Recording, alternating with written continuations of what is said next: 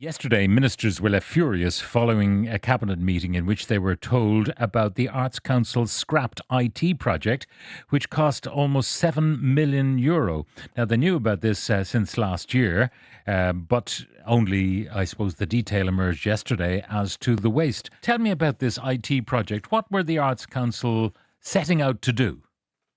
Well, there's a whole review that's been published online now by the Department of Arts and Media and Culture, which kind of outlines, sometimes in exhaustive technical detail, exactly what they were trying to do. But it seems to be a kind of root and branch overhaul of the entire IT infrastructure, but particularly focused in as much as I can tell, on the system for receiving, processing, paying out grants. Now, that might not sound like an enormous bit of work, but we should remember that the state funding that goes towards the Arts Council every year is in the order of 140 million. So it's a big part of what they do to kind of receive and process these Hmm. applications and then the payments arising therefrom.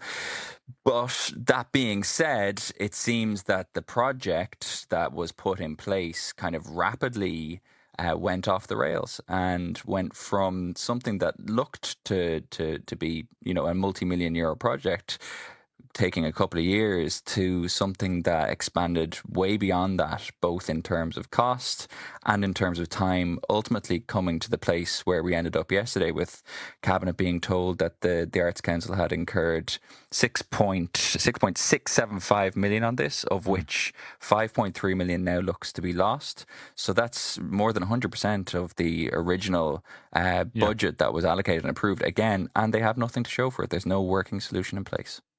So some of the money, if you're doing the sums there, they lost 5.3, the total expenditure to date 6.675. There's something left. What's left for the 1 point something million? I mean, Do, that seems to be the claim, but I'd reserve judgment on that. So I think the Arts Council are of the view that some of the kind of digital, infrastructure, some of the project can be salvaged and retrofitted to a solution that might come down the tracks at a later stage. But I think for the time being, the fact that there's nothing in place and the fact that there seems to be, the handbrake seems to have been pulled up on this as of now.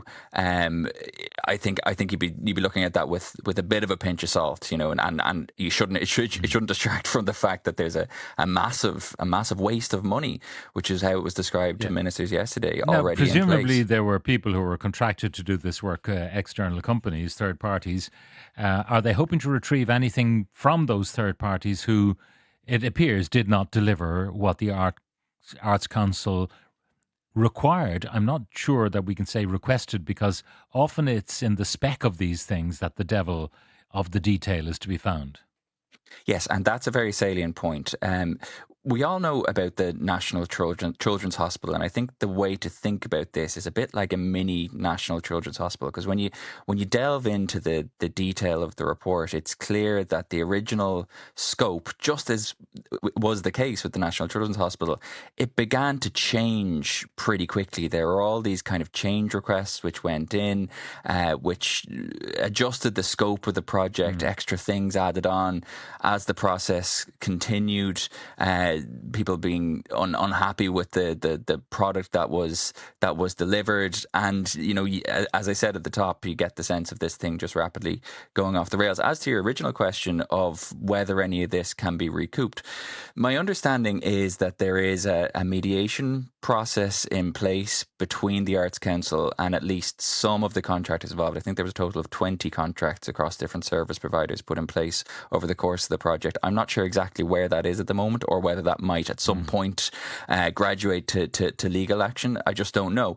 But there was also some money withheld under the original contract, but it must be said that it's kind of dwarfed in comparison to the amount of money that was paid over.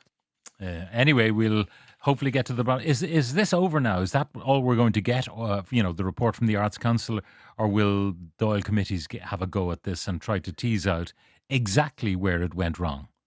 Oh, it's far from over. I think that there will be an almost unseemly rush amongst the as yet unconstituted Dáil committees. The Public Accounts Committee, I would imagine, will want to sink its teeth into this. And I'd imagine the Arts and Media Committee, when it's constituted, will also do likewise in what would be a kind of repeat of what happened with the RTE scandal of a couple of years ago. And on top of that, I made reference to the review that has been published. That's an internal departmental review. The Minister for Arts and Culture, Patrick Donovan, has also now indicated that he will be commissioning an external review as well. So someone coming in from the outside to look at all this. So that'll go to Cabinet in a couple of weeks, and presumably there will be a report arising from that. So no, short answer, we're far ways away from being finished with this.